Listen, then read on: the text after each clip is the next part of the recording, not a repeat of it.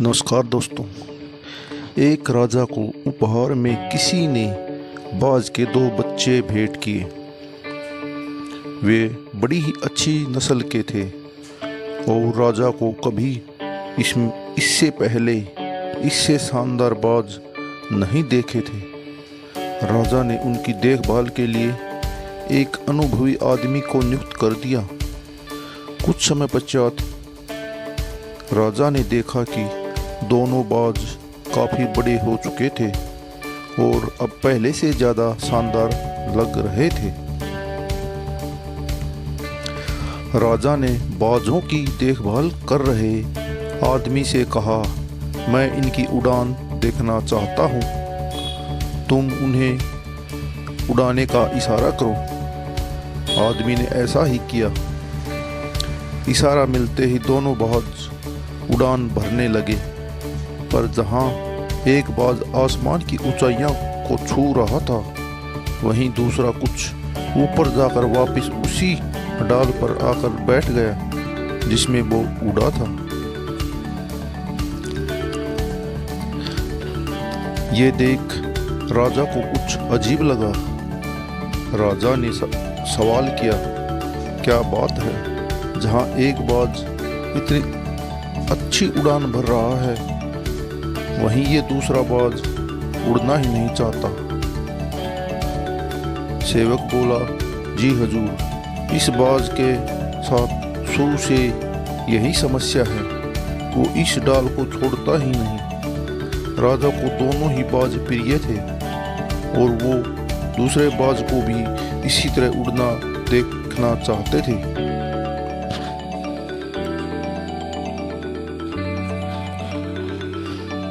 अगले दिन पूरे राज्य में ऐलान कर दिया गया कि जो भी व्यक्ति इस बाज को ऊंचा उड़ाने में कामयाब होगा, उसे ढेरों इनाम दिया जाएगा। फिर क्या था, एक से एक विद्वान आए और बाज को उड़ाने का प्रयास करने लगे, पर हफ्तों बीत गए जाने के बाद भी बाज का वही हाल था, जो थोड़ा सा उड़ता और वापस डाल पर आकर बैठ जाता। फिर एक दिन कुछ अनोखा हुआ।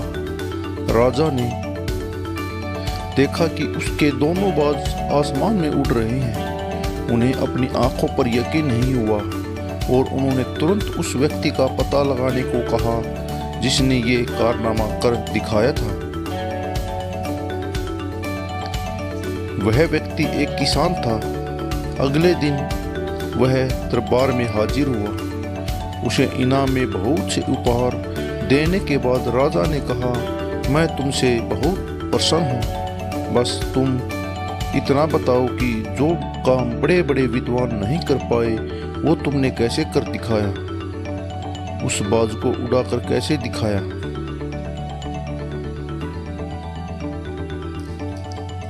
मालिक, मैं तो एक साधारण सा किसान हूँ, मैं ज्ञान की बातें नहीं जानता।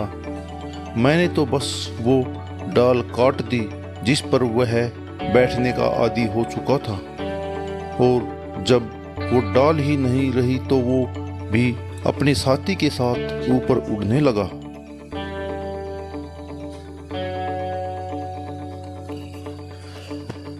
हम सभी ऊंची उड़ान भरने के लिए ही बने हैं, लेकिन कई बार हम जो कर रहे होते हैं उसके इतने आदी हो जाते हैं कि अपनी ऊंची उड़ान भरने की क्षमता को भूल जाते हैं। जन्म जन्म से हम कुछ न करने की डाल पर बैठते आए हैं और अज्ञानतावश ये भी हमें ज्ञात नहीं होता कि जो हम आज कर रहे हैं वही हमें जन्म जन्मों से किया है, और ये हम भूल भी गए कि हम उड़ान भर सकते हैं। तरफ संतुष्टि भी की डाल पर बैठे बैठे हम विस्मृत हो गए हैं कि ध्यान रूपी पंख हैं हमारे पास, जिससे हम उड़ान भर सकते हैं, पदार्थ से परमात्मा तक की, जमीन से आसमान तक की। दोस्तों,